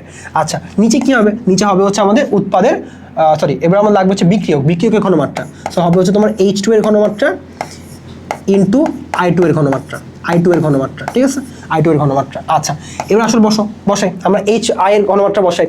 মোল সংখ্যা হচ্ছে 6.78 বাই ভি, আমরা ধরে নিচ্ছি যে আমাদের আয়তনটা ছিল হচ্ছে, ওই পাত্রের আয়তন ছিল হচ্ছে আমাদের ভি, তাহলে কি হবে 6.78 বাই ভি, এটার হোল স্কোয়ার। আর তোমার নিচে হবে হচ্ছে কি দেখো তো 0.86 by v, 0.86 by v into কি হবে, ইন্টু তোমার হবে হচ্ছে 1.36 বাই ভি, ঠিক আছে? এখন দেখো উপকারটা কি হলো, উপকারটা হলো তোমার হচ্ছে উপরে কি ভি স্কোয়ার আছে না, দেখো তো ভি স্কোয়ার আছে, ভি স্কোয়ারটা কাটবে, আর এখানে তোমার হচ্ছে দুটো ভি আছে, সেটা কেটে যাবে, তারপরে উপরে ভি স্কোয়ার নিচেও ভি স্কোয়ার, তোমার ভি কেটে গেল, তোমার আয়তন প্রয়োজন নাই। আচ্ছা সো কি বাকি আছে, তোমার উপরে আছে হচ্ছে আমরা দেখতে পাচ্ছি 6.78, তোমার উপরে আছে হচ্ছে 6.78 হোল স্কোয়ার, আর তোমার নিচে আছে হচ্ছে 0.86 ইন্টু 1.36 করলে আমরা পাবো হচ্ছে 39.30। তাহলে উত্তর কোনটা হবে, উত্তর অবশ্যই তোমার হবে হচ্ছে বি নাম্বারটা, ঠিক আছে? উত্তর অবশ্যই হবে হচ্ছে বি নাম্বারটা। আচ্ছা এরপরে নিচের উদ্দীপকের আলোকে প্রশ্নের উত্তর দিতে বলছে, ঠিক আছে? ওকে, তো প্রথম প্রশ্ন, ইথিন প্লাস অক্সিজেন প্রভাবক দিয়ে আমরা কি তৈরি করছি, শুধু ইথিন অক্সাইড তৈরি করছি, শুধুমাত্র ইথিন অক্সাইড তৈরি করছি। প্রশ্ন বলছে উদ্দীপক 1 নম্বর বিক্রিয়ায় অ্যাটম ইকোনমি বের করতে বলছে। অ্যাটম ইকোনমি কি বলতো, অ্যাটম ইকোনমি হচ্ছে একটা অনুপাত, কিসের অনুপাত, যে আমরা হচ্ছে মোট যে উৎপাদটা উৎপন্ন হলো, মোট উৎপাদের তুলনায় আমরা আসলে যে টার্গেটেড উৎপাদটা ছিল, মানে মোট উৎপাদ আমার কি থাকতে পারে, বাই প্রোডাক্ট থাকতে পারে না, কিছু মানে যেটা আমি তৈরি করতে চাইনি সেটা তৈরি হয়ে যেতে পারে। এমন করে বিক্রিয়া দেখছো না, যে আমি তৈরি করতে চাচ্ছি একটা জিনিস, ওইটার পাশাপাশি ভিন্ন কিছু একটা তৈরি হয়ে গেল, ওটা আমার প্রয়োজন ছিল না। সো আমি দেখবো একটা অনুপাত, অ্যাটম ইকোনমি হচ্ছে ওই অনুপাতটা যেটা কি, সেটা হচ্ছে আমার মোট উৎপাদের, আমি দেখবো হচ্ছে কি দেখবো আর কি, ভর দেখবো, আমি দেখবো হচ্ছে মোট উৎপাদের মোলার ভর, আর উপরে থাকবে হচ্ছে আমার টার্গেটেড, মানে আমি যেটা রেজাল্ট হিসেবে চাচ্ছিলাম সেই উৎপাদটার মোলার ভর আর কি, মানে আমি যে উৎপাদটা তৈরি করতে চাইছি আসলে সেটা কত পার্সেন্ট তৈরি হচ্ছে আর কি, ঠিক আছে? আমার এফিসিয়েন্সিটা কত পার্সেন্ট সেটা আমি বের করবো হচ্ছে অ্যাটম ইকোনমির সাহায্যে। দেখো তো আমি বের করতে চাইছিলাম, অথবা আমি তৈরি করতে চাইছিলাম ইথিন অক্সাইড, আমি শুধুমাত্র ইথিন অক্সাইডই তৈরি করছি, আমি ইথিন অক্সাইড তৈরি করতে চাইছিলাম, আমি শুধুমাত্র ইথিন অক্সাইডই তৈরি করছি, এইটা বাদে আমি কোনো বাই প্রোডাক্ট তৈরি করি নাই। তাহলে কি আমার অ্যাটম ইকোনমি কী হবে, অবশ্যই 100% হবে না। আবার উপরেও কি বসবে, ইথিন অক্সাইডেরই হচ্ছে মোট ইথিন অক্সাইডের হচ্ছে মোলার ভর বসবে, নিচে হচ্ছে আমার ইথিন অক্সাইডের মোলার ভর বসবে, ইন্টু 100 করলে কি পাবো, আমি 100%ই পাবো না। সো আমার উত্তর হবে হচ্ছে 100%, কারণ আমি যেটা তৈরি করতে চাইছি সেটাই তৈরি করছি, সেটা বাদে অন্য কিছু তৈরি করিনি। বুঝতে পারছি? আচ্ছা এরপরে হচ্ছে একই আমার হচ্ছে উদ্দীপক, প্রশ্ন বলছে 2 নম্বর বিক্রিয়ায় একমুখী করতে আমরা কি করতে হবে, আমি যদি কি করতে চাই, এটা হচ্ছে আমার কি দ্বিমুখী বিক্রিয়া, তাই না? দুইমুখী বিক্রিয়া। সো আমি যদি এই দুইমুখী বিক্রিয়াকে একমুখীকরণ করতে চাই, তাহলে আমার কি করা লাগবে, দেখো তাপমাত্রা বাড়াতে হবে না, তাপমাত্রা বাড়ালে তো কাজটা হবে না, তাপমাত্রা বাড়ালে হচ্ছে আমাদের কি পড়বে, আমাদের সাম্য অবস্থায় প্রভাব পড়বে, কিন্তু আমার কিন্তু দ্বিমুখিতায় প্রভাব পড়বে না, তার মানে 1 নম্বরটা ভুল দেওয়া আছে। 2 নম্বরে বলছে খোলা পাত্রে বিক্রিয়া করাতে হবে। হ্যাঁ, খোলা পাত্রে বিক্রিয়া করলে কি হবে, আবার এমন হতে পারে যে কিছু বিক্রিয়া আবার কিছু উৎপাদ উড়ে চলে গেল, তখন আমার কি হয়ে যাবে, আমার দ্বিমুখী বিক্রিয়াটা একমুখী হয়ে যাবে আর কি। আচ্ছা, উৎপন্ন কার্বন ডাই অক্সাইড রাসায়নিকভাবে পরিবর্তন করে পরিবর্তন করে আমি কি করবো, আমি উৎপন্ন কার্বন ডাইঅক্সাইড যেটা আছে সেটা হচ্ছে আমি পাত্র থেকে সরাই নিব অথবা অন্য জায়গায় বিক্রিয়া করাবো। তাহলে কি হবে, কার্বন ডাইঅক্সাইডের পরিমাণটা কমে যাবে, কার্বন ডাইঅক্সাইডটা সরে যাবে। তারপরে কি হবে, আমার এই যে দ্বিমুখী বিক্রিয়া, প্রথমে কি হচ্ছিল দ্বিমুখী বিক্রিয়া মানে কি, যেটা আমার হচ্ছে উৎপাদ হিসেবে তো উৎপন্ন হবে সেটা আবার বিক্রিয়কে ফিরে আসবে। তো আমি কি করছি, আমার উৎপাদটাকে সরাই ফেলছি, তাহলে কি হবে, সেটা তো আবার হচ্ছে বিক্রিয়কে ফিরে আসতে পারবে না। তার মানে দ্বিমুখী কি হয়ে গেল, আমার একমুখী বিক্রিয়াতে কনভার্ট হয়ে গেল। তার মানে আমার 3 নাম্বার 2 নাম্বারও ঠিক আছে, 3 নাম্বারও ঠিক আছে। তার মানে উত্তর কোনটা হবে, উত্তর হবে হচ্ছে আমার 2 আর 3 নাম্বারটা। ঠিক আছে, উত্তর হবে হচ্ছে 2 আর 3 নাম্বারটা। এরপর বলছে হচ্ছে আমার, দেখো তো আমাকে দেওয়া আছে হচ্ছে P2 প্লাস Q2 বিক্রিয়া করে উৎপন্ন করলে হচ্ছে আমার 2PQ। ঠিক আছে, যেখানে হচ্ছে আমার কি, তখন ΔH এর মানটা হচ্ছে পজিটিভ। তার মানে কি, এটা হচ্ছে আমার তাপহারী বিক্রিয়া, তাই না, এটা হচ্ছে আমার তাপহারী বিক্রিয়া। আচ্ছা ঠিক আছে, এবার বলছে উদ্দীপকের বিক্রিয়াটি চাপের প্রভাব কিরূপ হবে। আমাকে বলছে চাপের প্রভাব কিরূপ হবে, বলো। আমরা চাপের প্রভাব কোত্থেকে বের করি, আমরা চাপের প্রভাব বের করি হচ্ছে ডেল এন থেকে। যদি আমার ডেল এনটা শূন্য আসে তার মানে কি, তার উপরে কোনো আমার চাপের প্রভাব নাই। যদি আমার ডেল এনটা পজিটিভ আসে তার মানে কি, ডেল এনটা পজিটিভ আসা মানে হচ্ছে আমার উৎপাদের মোল সংখ্যা বেশি আছে। উৎপাদের মোল সংখ্যা বেশি হলে কি হবে, চাপ বাড়ালে আমার কি হবে, বেশি থেকে কমের দিকে যাবে। তার মানে উৎপাদ থেকে আমার কি হবে, বিক্রিয়কের দিকে হচ্ছে আমার সাম্যাবস্থা শিফট করবে, বাম দিকে শিফট করবে। আর যদি হচ্ছে আমার ডেল এন এর ভ্যালু মাইনাস আসে তাহলে কি, নেগেটিভ আসা মানে কি, আমার কি বিক্রিয়কের মোট মোল সংখ্যা বেশি, তাহলে কি হবে, তখন হচ্ছে আমার বেশি থেকে কমের দিকে, অর্থাৎ হচ্ছে আমার বিক্রিয়ক থেকে আমার উৎপাদের দিকে শিফট করবে, তাহলে আমার সাম্যাবস্থা ডানে শিফট করবে। ঠিক আছে, আচ্ছা আসো আমরা ডেল এন বের করি। তো দেখো আমার উৎপাদের মোট মোল সংখ্যা হচ্ছে 2 আর বিক্রিয়কের মোট মোল সংখ্যা হচ্ছে 1 + 1 2, তাই না, তাহলে কত হলো, আমি দেখতে পাচ্ছি আমার ডেল এন এর মান কত আসবে, আমার ডেল এন এর মান আসবে হচ্ছে 2 - 2 অর্থাৎ 0 আসলো। 0 আসা মানে কি, তার মানে হচ্ছে আমার এই বিক্রিয়ার উপরে আমার চাপের কোনো প্রভাব নাই, তাই না, চাপের কোনো প্রভাব নাই। উত্তর হবে হচ্ছে সি নাম্বারটা। ঠিক আছে, উত্তর হবে হচ্ছে সি নাম্বারটা। এরপরে ওকে, এরপর বলছে হচ্ছে আবার কেপি এবং কেসির মধ্যে সম্পর্ক বের করতে বলছে। খুবই সিম্পল, আমরা জানি কেপি আর কেসির মধ্যে সম্পর্ক হচ্ছে KP = KC RT to the power del N. আর আমরা একটু আগে বের করছি আমার ডেল এন এর ভ্যালু কি, আমি একটু আগে বের করছি যে ডেল এন এর ভ্যালু হচ্ছে আমার 0। ডেল এন এর ভ্যালু 0 হলে কি হবে, আমার কেপি আর কেসি সমান হয়ে যাবে। আমার কেপি যে কথা হবে আমার কেসি হচ্ছে সেম কথাই হবে। তার মানে উত্তর কোনটা হবে, উত্তর হবে হচ্ছে আমার সি নাম্বারটা। ঠিক আছে, উত্তর হবে হচ্ছে সি নাম্বারটা। এরপরে আমাকে POH বের করতে বলছে। দেখো আমাকে সালফিউরিক অ্যাসিড দেওয়া আছে না, আমাকে একটা অ্যাসিড দেওয়া আছে না। সো অ্যাসিডের ক্ষেত্রে কি হয়, অ্যাসিডের ক্ষেত্রে সবসময় আমরা বের করে হচ্ছে pH। সো আমি প্রথমে pH বের করব, তারপর 14 হতে মাইনাস করে দিব। আচ্ছা আসো বের করি। সো প্রথমে বের করবো হচ্ছে আমি সালফিউরিক অ্যাসিডের pH = কি আসবে, মাইনাস লগ কি H প্লাসের ঘনমাত্রা, ওকে। সো বসাই মাইনাস লগ H প্লাসের ঘনমাত্রা কত হবে বলো তো, আমাকে দেওয়া আছে হচ্ছে সালফিউরিক অ্যাসিডে আমার ঘনমাত্রা 0.05 আর সালফিউরিক অ্যাসিডে H প্লাস কয়টা আছে অথবা হাইড্রোজেন কয়টা আছে, আমরা দেখতে পাচ্ছি সালফিউরিক অ্যাসিডে আমরা হাইড্রোজেন আছে হচ্ছে 2টা, তাই না, তাহলে কি হবে, আমার H প্লাসের ঘনমাত্রা হবে হচ্ছে সালফিউরিক অ্যাসিডের ঘনমাত্রা ইনটু 2 করলে হচ্ছে আমি H প্লাসের ঘনমাত্রা পাবো। আচ্ছা তাহলে কত আসে দেখি, আমার আসবে হচ্ছে মাইনাস লগ 10 0.05 × 2 করলে আমি পাবো হচ্ছে 1 আসছে, তাই না। আমার pH আসছে হচ্ছে 1, তাহলে POH কত আসবে, আমার POH আসবে হচ্ছে 14 - 1 অর্থাৎ 13 আসবে হচ্ছে আমার POH। তাহলে আমার সালফিউরিক অ্যাসিডের POH হবে হচ্ছে 13। ঠিক আছে, সালফিউরিক অ্যাসিডের POH হবে হচ্ছে 13। এরপরে 25°C তাপমাত্রায় পানির আয়নিক গুণফল যদি তোমার এত হয় 10⁻⁻14 হয়, তাহলে তোমার H3O+ এর ঘনমাত্রা এর নিচের কোনটা হবে। আমরা জানি যে পানির আয়নিক গুণফল, দেখো আমরা যদি 2 মোল পানি থাকে, সেই 2 মোল পানি বিয়োজিত হয়ে কি উৎপন্ন করবে, সে হচ্ছে আমার H3O+, মানে হচ্ছে আমার হাইড্রোনিয়াম আয়ন, আর হচ্ছে OH- উৎপন্ন করবে। আচ্ছা আমরা জানি 25°C তাপমাত্রায় আমার যদি পানির pH কি হওয়া লাগে, 7 হওয়া লাগে না, 7 হওয়া লাগে মানে কি বলতো, 7 হওয়া লাগে মানে হচ্ছে আমার H+ এবং OH- এর ঘনমাত্রা হওয়া লাগবে তোমার 10⁻⁷। 10⁻⁷ হলে কি হবে, তোমার যদি H+ এর ঘনমাত্রা অথবা H3O+ এর ঘনমাত্রা তোমার 10⁻⁷ হয়, তখন কি হবে, তখনই তুমি দেখবা পানির ঘনমাত্রা তোমার আসবে হচ্ছে পানি তোমার pH আসবে হচ্ছে 7, তাই না। 10⁻⁷ মানে তোমার পানির pH আসবে হচ্ছে 7। তার মানে আমরা জানি যদি হচ্ছে আমার পানিটা হচ্ছে একদম নিউট্রাল, তাই না, এটা নিউট্রাল হচ্ছে আমার সাবস্টেন্স, নিউট্রাল সাবস্টেন্সে কি হয়, আমার pH 7 হয়। তার মানে দেখো তো আমার যেই পরিমাণ কি আছে H3O+ আছে সেই পরিমাণে OH- আছে না, যেই পরিমাণে H3O+ আছে সেই পরিমাণে OH- আছে। তো দেখো আমরা হচ্ছে যদি আমি কি করতে চাই, আয়নিক গুণফলটা বের করতে চাই, আয়নিক গুণফল কি হবে, আয়নিক গুণফল হবে হচ্ছে আমার এটার ঘনমাত্রা ইনটু OH মাইনাসের ঘনমাত্রা, OH মাইনাসের ঘনমাত্রা ইকুয়ালস কত বলা আছে? ইকুয়ালস তোমার বলা আছে হচ্ছে 10⁻⁻14, 10⁻⁻14। আচ্ছা দেখো, আমার যেই পরিমাণে H2O+ আছে আমার কিন্তু সেই পরিমাণে OH মাইনাস আছে, তাই না? আমার যেই পরিমাণে H2O+ আছে আমার কিন্তু সেই পরিমাণে OH মাইনাস আছে। সো এই দুইজনের ঘনমাত্রা কি সমান সমান না?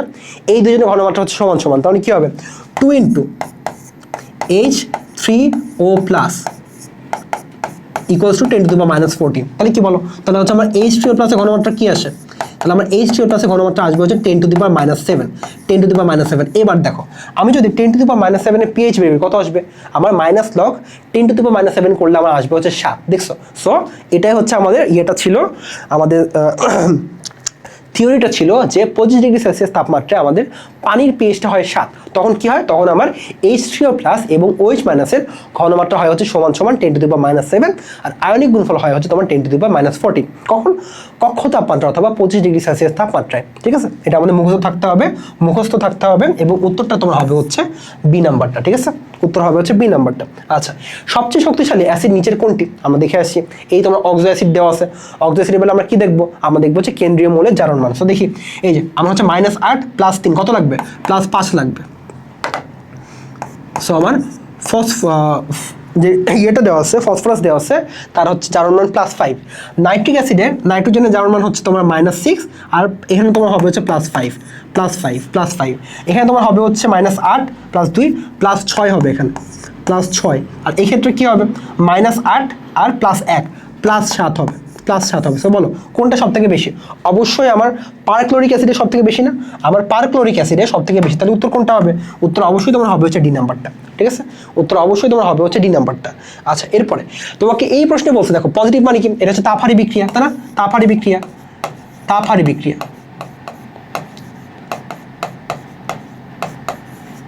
ওকে, তাপহারী বিক্রিয়া গেল। এরপর বলছে হচ্ছে কি, এই বিক্রিয়ায় তাপমাত্রা বৃদ্ধি করলে উৎপাদ বৃদ্ধি পায়। বলো, তাপহারী বিক্রিয়া যদি আমরা কি করি? তাপমাত্রা বৃদ্ধি করি। তাপহারী বিক্রিয়া মানে কি বলো তো? তাপহারী বিক্রিয়া মানে হচ্ছে তাকে তাপ দেওয়া হবে, তাপ দিলে বিক্রিয়া সংঘটিত হবে। তাকে তাপ দিলে, ওই বিক্রিয়া পাত্রে তাপ দিলে হচ্ছে আমার আমার হচ্ছে বিক্রিয়া সংঘটিত হবে। তার মানে আমার কি হবে? তাপ দিলে হচ্ছে আমার বিক্রিয়া থেকে উৎপাদ উৎপন্ন হবে। আমি কি করলাম? ওতে আরো বেশি হিট দিলাম, আমি ওতে আরো বেশি তাপ দিলাম। আরো বেশি তাপ দিলে কি হবে? আরো বেশি তাপ দিলে আমার হচ্ছে বিক্রিয়া সামনে আগাবে না? বলো, আমি জানি যত বেশি আমি হিট দিব, যত বেশি তাপ দিব, তত কি হবে? তাপহারী বিক্রিয়ায় যত বেশি তাপ দেওয়া হবে তত বেশি আমার কি হবে? আমার বিক্রিয়ক থেকে উৎপাদে পরিণত হবে। তার মানে আমি যদি তাপ বাড়িয়ে দিই তাহলে কি হবে? আমি যদি বিক্রিয়া পাত্রের তাপ বাড়াই তাহলে কি হবে? তখন হচ্ছে আমার সাম্যাবস্থা ডানে শিফট করবে। তাহলে তত বেশি করে আমার কি হবে? তত বেশি আমার উৎপাদ উৎপন্ন হবে। সো প্রশ্ন কি বল দেখি, আমরা 1 নম্বর অপশনে বলছে তাপমাত্রা বৃদ্ধি করলে কি হবে? উৎপাদ বৃদ্ধি পাবে। এক্স্যাক্টলি, যেহেতু আমার কি হচ্ছে, আমার সাম্যাবস্থা ডানে শিফট করছে, তার মানে কি হবে? আমার উৎপাদ বৃদ্ধি পাবে। ঠিক আছে, কথা ঠিক আছে। 2 নম্বরে বলছে সাম্য ধ্রুবক কেপি এবং কেসি এর মান সমান নয়। আচ্ছা, কেপি এবং কেসি মান সমান হবে কিনা সেটা ডিপেন্ড করে তোমার ডেল এন এর মানের উপরে, সো দেখি ডেল এন এর মানটা কি আসে। 0 হলে হচ্ছে আমার কেপি আর কেসি সমান হবে। আচ্ছা, ডেল এন এর মান কি হবে দেখো তো? আমার দেওয়া আছে হচ্ছে 2 মোল। আমার কি এটা হচ্ছে আমার উৎপাদের হচ্ছে আমার মোট মোল সংখ্যা কত? উৎপাদের মোট মোল সংখ্যা হচ্ছে আমার 2, উৎপাদের মোট মোল সংখ্যা 2, আর বিক্রিয়কের মোট মোল সংখ্যা হচ্ছে আমার 1 + 1 2। তাহলে কত আসলো? 2 আসলো না? তার মানে কত? 0 না? তার মানে কিন্তু কি আমার সাম্য ধ্রুবক কেবি এবং কেসির মানটা সমান হওয়ার কথা ছিল, বাট প্রশ্ন বলছে হচ্ছে হবে না। তার মানে এটা ভুল দেওয়া আছে।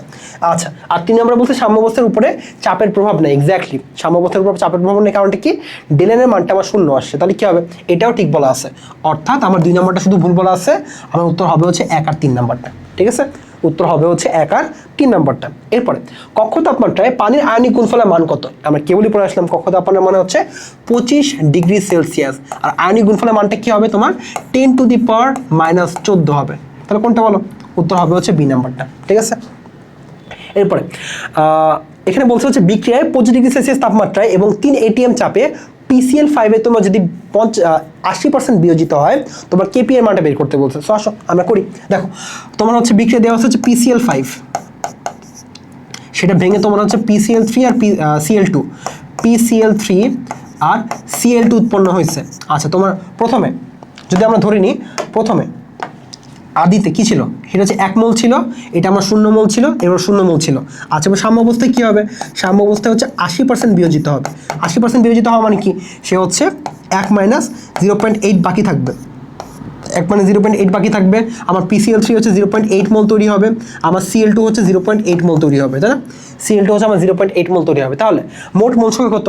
তাহলে আমার মোট মোল সংখ্যা কত হবে? মোট মোল সংখ্যা আমার হবে হচ্ছে 0.2 প্লাস 0.8 প্লাস 0.8 করলে কত হয়?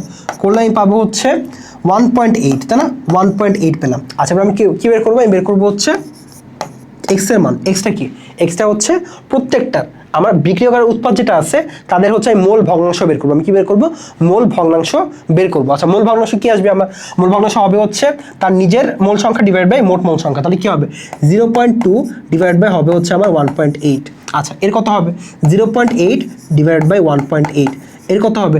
0.8 ডিভাইড বাই 1.8। আচ্ছা, করলাম। এরপরে কি করব? এরপর আমি করবো হচ্ছে কেপির মানটা বের করবো, তাই না? আমি বের করবো হচ্ছে কেপির মানটা। ওকে, সো কেপি ইকুয়ালস টু কি হবে? কেপি ইকুয়ালস টু আমার হবে হচ্ছে, প্রথমে দেখবো হচ্ছে উপরে দেখবো উৎপাদ কি আছে? PCl3। তাহলে আমি দিব হচ্ছে PCl3 এর কি লিখবো? আমি আংশিক চাপ দিব, তাই না? PCl3 আংশিক চাপ দিব ইন্টু Cl2 এর আংশিক চাপ, Cl2 এর আংশিক চাপ। আর নিচে কি হবে? নিচে হবে হচ্ছে আমার PCl5 এর আংশিক চাপ, PCl5 এর আংশিক চাপ, PCl5, ঠিক আছে? PCl5 এর আংশিক চাপ। আচ্ছা, এবার আংশিক চাপ মানে কি বলতো? আংশিক চাপ মানে কি? আংশিক চাপ মানে হচ্ছে আমার মোট চাপ ইন্টু মোল ভগ্নাংশ, তাই না? মোট চাপ ইন্টু মোল ভগ্নাংশ। তাহলে PCl3 এর আমার আংশিক চাপটা কি হবে?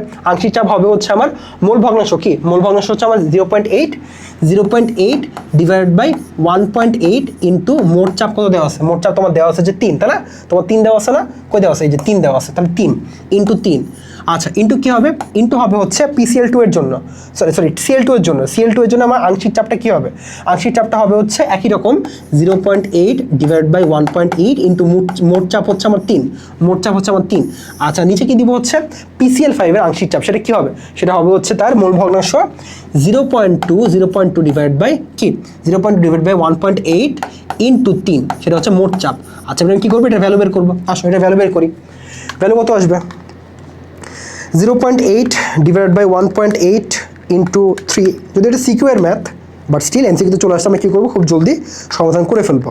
আচ্ছা, 1.8 ইন্টু 3 ডিভাইড বাই 0.2 1.8 ইন্টু 3 করলে আমি পাবো হচ্ছে 5.33। তাহলে উত্তর কী হবে? উত্তর হবে হচ্ছে ডি নাম্বারটা, ঠিক আছে? উত্তর হবে হচ্ছে ডি নাম্বারটা। এটা শর্টকাটও আছে, আমরা কি করতে পারি? আমরা বিয়োজন মাত্রা দিয়ে সলভ করতে পারি, কিন্তু আমরা খুব সহজে বিয়োজন মাত্রা দিয়ে সলভ করতে পারি। বাট এখন শেষ মুহূর্তে তোমাদের যদি বিয়োজন মাত্রার ওই সূত্রগুলো মনে না থাকে, তোমাদের কিন্তু 5টা-6টা বিক্রিয়ার জন্য 5টা-6টা বিয়োজন মাত্রা দিয়ে কেপি এবং কেসি নির্ণয় তোমাদের দেওয়া আছে, সূত্র দেওয়া আছে, বিভিন্ন সাপ্লিমেন্টে দেওয়া আছে, বিভিন্ন গাইডে দেওয়া আছে। তোমাদের যদি ওই সূত্রগুলো মনে না থাকে অথবা তোমরা যদি কখন দেখে না থাকো, তখন তোমরা কি করবে? এই নিয়মে সলভ করবা। আর যদি তোমরা ওই সূত্র মনে থাকে তাহলে কি করবা? ওই সূত্র দিয়ে বিয়োজন মাত্রা দেওয়া আছে, তোমরা খুব সহজে সলভ করে ফেলবা, ঠিক আছে?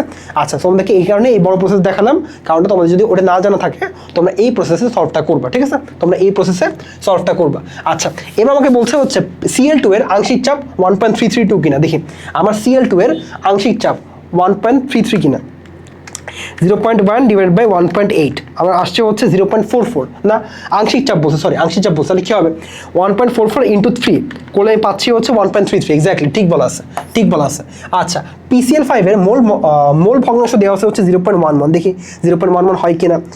0.2, এই যে আমার মোল ভগ্নাংশ হচ্ছে এখানে 0.2 ডিভাইড বাই আমার হবে হচ্ছে 1.8 করলে আমি পাবো হচ্ছে 0.11। এক্স্যাক্টলি ঠিক বলা আছে, তার মানে এটাও ঠিক বলা আছে।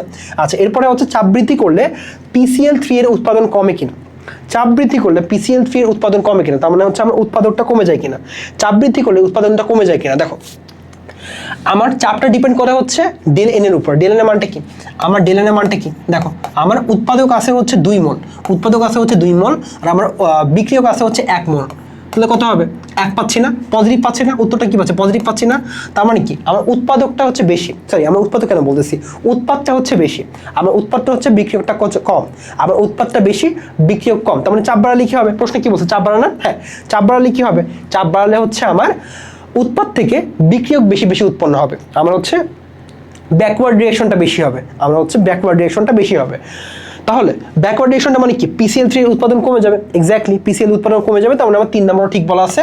অর্থাৎ তোমার উত্তর হবে হচ্ছে 1, 2, 3 নাম্বারটা, ঠিক আছে? তোমার 3টাই হবে হচ্ছে উত্তর। ওকে, এরপরে দ্রবণ একের পিএইচ কত? আচ্ছা তোমার এই যে এখানে দ্রবণ এক, দেখো তো দ্রবণ একে তোমার কি দেওয়া আছে? তোমার দেওয়া আছে হচ্ছে এইচ এ যে অ্যাসিডটা আছে তা তোমার ঘনমাত্রা বলে দেওয়া আছে 0.01 মোলার 50 এবং তোমার কে এ বলে দেওয়া আছে। বলো তো কে এ কখন বলে দেওয়া থাকে? যখন তোমার ওটা হচ্ছে কি, ওটা হচ্ছে তোমার দুর্বল অ্যাসিড। সো দুর্বল অ্যাসিডের ক্ষেত্রে তোমার এইচ প্লাসের ঘনমাত্রা কি হয়? দুর্বল অ্যাসিডের ক্ষেত্রে তোমার এইচ প্লাসের ঘনমাত্রা কি হয়? ওসওয়াল্ডের লৌহকরণ সূত্র অনুযায়ী এইচ প্লাসের ঘনমাত্রা কি হবে? সেটা তোমার হবে হচ্ছে √KA × C, তাই না? √KA × C। ওকে, তাহলে তোমার পিএইচ এর মানটা কি হবে? তোমার পিএইচ এর মানটা হবে হচ্ছে -log এইচ প্লাসের ঘনমাত্রা, ওকে সব বসাই দিয়ে আসো। -log এইচ প্লাসের ঘনমাত্রা কি? √KA × C, কে এর মান বলা আছে, তোমার সি এর মান বলা আছে, তাহলে কি হবে? √KA কি সেটা? তোমার কে এর মান দেওয়া আছে হচ্ছে 6.8 × 10⁻⁴ ইন্টু সি এর মান কি দেওয়া আছে? তোমার সি এর মান দেওয়া আছে হচ্ছে 0.01। এবার দেখো ভ্যালু বের করে দেখো কত আসে। সেটা তোমার আসবে হচ্ছে -log 10 √6.8 × 10⁻⁴ ইন্টু 0.01 করলে তোমার আসবে হচ্ছে 2.58। তাহলে উত্তর হবে তোমার সি নাম্বারটা, ঠিক আছে? তোমার উত্তর হবে হচ্ছে সি নাম্বারটা। ওকে, এরপরে বলছে দ্রবণ 1 এবং দ্রবণ 2 পরস্পর মিশ্রিত করলে কি হবে? দ্রবণ 1 এবং দ্রবণ 2 পরস্পর মিশ্রিত করলে তোমার এইচ এর দ্রাব্যতা হ্রাস পাবে। এক্স্যাক্টলি তোমার এইচ এর দ্রাব্যতা হ্রাস পাবে। কেন বলো তো? কারণ দেখো তোমার এখানে তোমার দ্রবণ 1 এ আছে হচ্ছে এইচ এ আর দ্রবণ 2 এ আছে তোমার হচ্ছে NaA, মানে কি তোমার প্রথমে যে দ্রবণটা আছে না তার লবণটা আছে তোমার হচ্ছে দ্রবণ 2 এ, বুঝছো তো? তার লবণটা আছে তোমার দ্রবণ 2 অথবা সেকেন্ড পাত্রে। তোমার প্রথমে যে অ্যাসিডটা আছে তার লবণটা আছে তোমার হচ্ছে দ্বিতীয় পাত্রে, বুঝছি এটা আমরা। ওকে, দেখো এখন এই দুটোর মধ্যে দেখো তো আমার কি একটা অ্যানায়ন কমন আছে না? আমার অ্যানায়নটা কি কমন না? দেখো তো আমার কি এর মধ্যে এটা কমন না? এটা কমন কি হলো? দেখো তো এর মধ্যে আমার কমন আয়ন এফেক্ট হবে। কি হবে? এর মধ্যে আমার হচ্ছে কমন আয়ন এফেক্ট হবে। কমন আয়ন এফেক্ট যেটা হচ্ছে আমরা চ্যাপ্টার 2 এ পড়ে আসছি, কমন আয়ন এফেক্ট। আর কমন আয়ন এফেক্ট হলে কি হবে? অবশ্যই হচ্ছে আমার ঘনমাত্রা কমে, আমার হচ্ছে দ্রাব্যতা কমে যাবে না, আবার এইচ এর দ্রাব্যতা কমে যাবে। তো আমরা 1 নম্বর ঠিক বলা আছে। 2 নম্বর বলছে মিশ্রণটির প্রকৃতি অম্লীয় হবে। এক্স্যাক্টলি মিশ্রণটার প্রকৃতি অম্লীয় হবে। কারণটা কি? আমার একটা লবণ দেওয়া আছে, একটা কি দেওয়া আছে, ওটার অম্ল দেওয়া আছে না? অম্ল দেওয়া আছে এবং অম্লের আবার লবণটা দেওয়া আছে। তার মানে এটা হচ্ছে আমার অম্লীয় বাফার। আর অম্লীয় বাফার কি হয়? অম্লীয় বাফারটা আমার ওই দ্রবণটা কি হয়? দ্রবণটা হচ্ছে অবশ্যই অম্লীয় হবে। তার মানে আমার 2 নম্বর ঠিক বলা আছে। আচ্ছা, 3 নম্বরে বলছে মিশ্রণটি পিএইচ পরিবর্তনে বাধা দিতে সক্ষম। এক্স্যাক্টলি কারণটা কি? দেখো তো আমার দেওয়া আছে দুর্বল অ্যাসিড এবং তার লবণ, তার মানে কি এটা আমার অম্লীয় বাফার। তার মানে দেখো তো এটি কি আমার বাফার ক্রিয়া না? বাফার ক্রিয়া কি? যে বাফারটা কি করবে? বাফারটা হচ্ছে কম, আমি যদি কি করি খুবই কম পরিমাণ আমি অ্যাসিড অথবা ক্ষার মিশ্রিত করি তাহলে কি হবে? তার কিন্তু পিএইচ পরিবর্তিত হবে না। এটাই হচ্ছে বাফার, তাই না? সো সেটাই বলা আছে। তার মানে 3 নম্বর ঠিক বলা আছে, অর্থাৎ আমার উত্তর হবে হচ্ছে 1, 2, 3 সবগুলাই, ঠিক আছে? সবগুলাই হবে হচ্ছে উত্তর। এরপরে HCO3- বাইকার্বনেটের অনুবন্ধী ক্ষারক কোনটি? এটা হচ্ছে আমাদের ওই যে পরিবেশ রসায়নের কনসেপ্ট, বাট এখানে হচ্ছে আমরা করতে পারবো খুব সহজে, সমস্যা নেই। আমরা জানি অম্ল কি করে? H+ ত্যাগ করে না? অম্লকে আমরা জানি অম্ল একটা H+ ত্যাগ করে সে হচ্ছে অনুবন্ধী ক্ষারকে পরিণত হয়। অনুবন্ধী ক্ষারকে পরিণত হয়। তাহলে কি? তাহলে আমরা বুঝলাম যে অ্যাসিড কি করে? অ্যাসিড হচ্ছে আমাদের অনুবন্ধী ক্ষারক তৈরি করে। অনুবন্ধী ক্ষারক তৈরি করে কিভাবে? অ্যাসিড কি করে? অ্যাসিডের কাজ হচ্ছে H+ ছেড়ে দেওয়া। সো অ্যাসিড H+ ছেড়ে দিয়ে সে হচ্ছে তার অনুবন্ধী ক্ষারকে পরিণত হয়ে যায়। সো আমাকে বের করতে বলছে যে এই যে অ্যাসিডটা দেওয়া আছে না, এখানে তোমার একটা অ্যাসিড দেওয়া আছে, তোমাকে প্রশ্নে একটা অ্যাসিড দেওয়া আছে, তোমাকে বলছে এই অ্যাসিডটার অনুবন্ধী ক্ষারকটা কোনটা হবে? সো কি দেখো তো HCO3- বাইকার্বনেট এটা কি করবে? এই অ্যাসিডটা হচ্ছে H+ ছেড়ে দিবে। ছেড়ে দিল, একটা H+ ছেড়ে দিলে সে কিসে পরিণত হবে? দেখো তো এটা H সরে গেলে কি হবে? সে হচ্ছে আমার CO3 সে ছিল হচ্ছে বাইকার্বনেট, সে হচ্ছে কার্বনেটে রূপান্তরিত হয়ে গেল। তার মানে আমার বাইকার্বনেটের অনুবন্ধী ক্ষারক হচ্ছে তোমার কার্বনেট। তাহলে উত্তর কোনটা হবে? উত্তর হবে হচ্ছে তোমার বি নাম্বারটা, ঠিক আছে? তোমার উত্তর হবে হচ্ছে বি নাম্বারটা। এরপরে হচ্ছে মানুষের রক্তের পিএইচ এর মান কত? খুবই কমন কোশ্চেন, আমরা জানি সেটা হচ্ছে 7.4। কিছুটা আমাদের ক্ষারকীয় হয়, তাই না? ক্ষারীয় হয়। আচ্ছা, দুটি অম্লীয় দ্রবণের পিএইচ যথাক্রমে তোমার 3 আর 6। আগের কোশ্চেনটা, তাই না? আমরা প্রথমে একদম শুরুতে যে প্রশ্নটা করছি না, তোমার সেই প্রশ্নটা রিপিট হয়েছে। সো বলো, শর্টকাট শিখে আসছি কিন্তু আমরা কিন্তু শর্টকাট শিখে আসছি। শর্টকাটে কি হবে? শর্টকাটে তোমার হবে হচ্ছে 10⁻, শেষ মাইনাস আদি। তোমার হচ্ছে শেষ কোনটা? 6, আদি হচ্ছে 3, কত হয়? 10⁻³ হয়। 10⁻³ মানে কি? 1000, তার মানে 1000 গুণ বৃদ্ধি পাবে, তাই না? 1000 গুণ বাড়বে, 1000 গুণ বেশি অম্লীয় হবে, ঠিক আছে? তোমার pH 3 হচ্ছে pH 6 থেকে 1000 গুণ বেশি অম্লীয়। আচ্ছা, OH মাইনাস আয়নের গাঢ়ত্ব তোমার দেওয়া হচ্ছে 0.02 হলে pH বের করতে বলছে। ওকে, সো pH বের করতে বলছে না, আমরা হচ্ছে POH থেকে বের করবো। pH কি হবে? 14 মাইনাস POH। আর POH সমান সমান কি হবে? তোমার POH সমান সমান হবে হচ্ছে মাইনাস লগ অফ কি হবে? তোমার দেওয়া হচ্ছে 0.02, তোমার OH মাইনাসের ঘনমাত্রা দেওয়া হচ্ছে 0.02 লিখে ফেলি। ওকে, এটা হিসাব করে দেখো কত আসে। তোমার এটা হিসাব করলে কত আসে? তোমার আসবে হচ্ছে 14 প্লাস লগ 10 0.02 করলে তোমার আসবে হচ্ছে 12.30। তোমার উত্তর হবে হচ্ছে বি নাম্বারটা, 12.30। ঠিক আছে, উত্তর হবে হচ্ছে তোমার 12.30। ওকে, এরপরে হচ্ছে কোনটি ক্ষারকের তীব্রতা সঠিক ক্রম? একই কোয়েশ্চেন, সরি, এটা তো আমার আগে ছিল হচ্ছে অম্লের ক্ষেত্রে, এবার হচ্ছে ক্ষারকের ক্ষেত্রে। দেখো আমাদের তীব্র ক্ষার কোনটা হবে? যেটা হচ্ছে যে ক্ষারটা খুব সহজে OH মাইনাস ত্যাগ করতে পারবে, যে ক্ষারকটা খুব সহজে OH মাইনাস ত্যাগ করতে পারবে সেটাই হচ্ছে তীব্র ক্ষারক হবে। আচ্ছা, এবার কোন ক্ষেত্রে হচ্ছে আমাদের ক্ষারটা OH মাইনাস খুব সহজে ত্যাগ করতে পারবে? যখন তার ক্যাটায়ন আকৃতি অনেক বড় হবে। ক্যাটায়ন আকৃতি অনেক বড় হওয়া মানে হচ্ছে কি করতে পারবে? সে খুব সহজে হচ্ছে আমাদের OH মাইনাস ত্যাগ করতে পারবে। আর ক্যাটায়ন আকৃতি ছোট হওয়া মানে কি? ছোট হওয়া মানে হচ্ছে তার কি হবে? তার শেষ কক্ষপথে ইলেকট্রন ঘনত্ব অনেক বেশি, সে কারণে কি করবে? সে OH মাইনাসকে খুব শক্তভাবে ধরে রাখবে, খুব সহজে যেতে দিবে না। এই কারণে হচ্ছে যদি আমার কি হয়, যদি হচ্ছে আমার ক্যাটায়নের আকৃতি বড় হয়, সে খুব শক্তিশালী আমার ক্ষারক হবে। তো দেখো এখন তোমার দেওয়া হচ্ছে লিথিয়াম, সোডিয়াম, পটাশিয়াম, সিজিয়াম। এগুলো কি? এগুলো হচ্ছে গ্রুপ 1 এর মৌল। গ্রুপ 1 এর মৌল কি? উপর থেকে নিচে কি দেখো তো, উপর থেকে নিচে হচ্ছে আমার আকারটা বড় হয়, লিথিয়াম আকার সব থেকে ছোট, তারপর সোডিয়াম, তারপর পটাশিয়াম, তারপর সিজিয়াম। ওকে, তার মানে সিজিয়ামের আকার যেহেতু সব থেকে বড়, তার মানে কি হবে? সেটা সব থেকে শক্তিশালী ক্ষারক হবে। তার মানে উত্তর হবে হচ্ছে আমার এ নাম্বারটা। বুঝছি? উত্তর হবে হচ্ছে আমার এ নাম্বারটা। আচ্ছা, দেহের রক্তে pH অপরিবর্তিত রাখার জন্য যে বাফার সিস্টেম কাজ করে, আমাকে বলছে দেহের রক্তে আমাদের শরীরে কোন কোন ধরনের বাফার বিদ্যমান। আমরা জানি হচ্ছে ফসফেট বাফার, বাইকার্বনেট বাফার, তাই না? আর প্রোটিন বাফার। তার মানে কি দেখো তো, আমরা 1 নাম্বার কিন্তু হবে না, কার্বনেট বাফার কিন্তু হয় না, হয় হচ্ছে আমাদের বাইকার্বনেট বাফার। তার মানে কি হবে? 2 আর 3 নাম্বারটা উত্তর হবে হচ্ছে 2 আর 3 নাম্বারটা। ঠিক আছে, এরপরে আমাকে বলছে হচ্ছে এই ক্ষেত্রে হচ্ছে আমরা অ্যাটমিক ইকোনমি বের করতে বলছে। আসো এখন আমরা অ্যাটমিক ইকোনমি বের করতে পারবো। দেখো এইটা হচ্ছে আমার টার্গেটেড উৎপাদ, আমি এই জিনিসটাই উৎপাদ হিসেবে চাচ্ছিলাম, বাট তার সাথে কি দেখো তো, তার সাথে আমার একটা বাই প্রোডাক্ট উৎপন্ন হয়েছে না, তার সাথে আমার কি হয়েছে? একটা বাই প্রোডাক্ট উৎপন্ন হয়েছে, যেটা আমি চাচ্ছিলাম না, বাট উৎপন্ন হয়ে গেছে। এখন আমি কি করবো? অ্যাটমিক ইকোনমি বের করবো, পার্সেন্টেজ এই বের করবো, অ্যাটমিক ইকোনমি বের করবো। বলো নিচে কি বসবে? নিচে বসবে হচ্ছে মোট উৎপাদের কি হবে? মোট উৎপাদের হচ্ছে আমার মোলার ভরটা বসবে। প্রথমে দেখবো হচ্ছে এটা হচ্ছে আমি দেখি কার্বন একটা আছে 14 প্লাস হাইড্রোজেন 3টা 17 প্লাস কার্বন একটা, অক্সিজেন 2টা 16 × 2 প্লাস হচ্ছে তোমার কার্বন একটা 14 প্লাস হাইড্রোজেন 2টা প্লাস কার্বন একটা প্লাস হাইড্রোজেন 3টা। আচ্ছা 96 উপরে বসবে, কারণ এটা হচ্ছে আমার টার্গেটের উৎপাদ। আচ্ছা 96 প্লাস কত হবে? প্লাস হবে হচ্ছে 18, তাই না? 96 প্লাস 18 হবে, 96 প্লাস 18 হবে ইন্টু 100%, ইন্টু 100। এই পার্সেন্টেজটা তোমার হবে হচ্ছে অ্যাটমিক ইকোনমি। আচ্ছা কত আসে দেখি আমরা, কত আসে? তোমার উপরে হচ্ছে 96, নিচে হচ্ছে 96 প্লাস 18 ইন্টু 100 করলে আমরা পাবো হচ্ছে 84.21%। তার মানে কাছাকাছি উত্তর তোমার হচ্ছে 83%। ঠিক আছে, তোমার উত্তর আসবে হচ্ছে 84.21%, অর্থাৎ তোমার কাছাকাছি উত্তর হচ্ছে 83%। ঠিক আছে, তোমার কাছাকাছি উত্তর হচ্ছে 83%। আচ্ছা এরপরে হচ্ছে তোমার এই প্রশ্নে বলছে যে এই বিক্রিয়ায় দেখো তো, এই বিক্রিয়ায় কি আমরা হচ্ছে সলিড আছে না? দেখো তো আমরা কি কঠিন পদার্থ আছে না? আমরা জানি কেপি এবং কেসি হিসাবে কিন্তু আমরা কঠিন পদার্থ কাউন্ট করি না, তাই না? আমরা কিন্তু কঠিন পদার্থ কাউন্ট করি না। সো এটা বাদ, এটাও বাদ, তাই না? আমার হচ্ছে এই বিক্রিয়কটা বাদ, এই উৎপাদটা বাদ। ঠিক আছে, গেল। এই উৎপাদ বাদ দিলে কি থাকে দেখো তো, আমার শুধু পানি পড়ে থাকে এবং হচ্ছে আমার H2 হাইড্রোজেন গ্যাস পড়ে থাকে।